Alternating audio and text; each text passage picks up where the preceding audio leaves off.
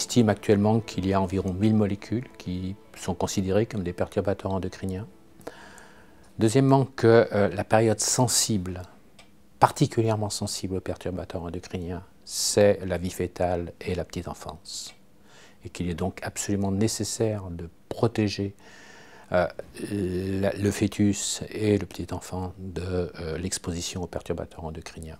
Cette exposition pendant la vie fœtale et néonatale se manifeste par des troubles qu'on observe seulement à l'âge adulte. L'histoire des perturbateurs endocriniens a commencé avec l'identification de troubles de la reproduction masculine.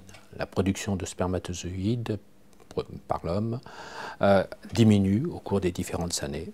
Et actuellement, d'ailleurs, par exemple, on considère qu'un homme, en moyenne, produit la moitié des spermatozoïdes que son grand-père n'en produisait au même âge. Et puis, bien sûr, on a à ce moment-là identifié un mécanisme de perturbation des hormones. Et les hormones, bien sûr, il n'y a pas seulement des hormones en reproduction, mais les hormones, elles agissent sur tout l'ensemble de l'organisme. Et progressivement, on a identifié d'autres pathologies liées aux perturbateurs endocriniens, maladies cardiovasculaires, obésité, troubles neurodéveloppementaux chez l'enfant maintenant. Quels sont les principaux messages? C'est pour moi, faire une meilleure information auprès des femmes enceintes et de leurs conjoints ou des femmes qui ont un désir de grossesse. 2.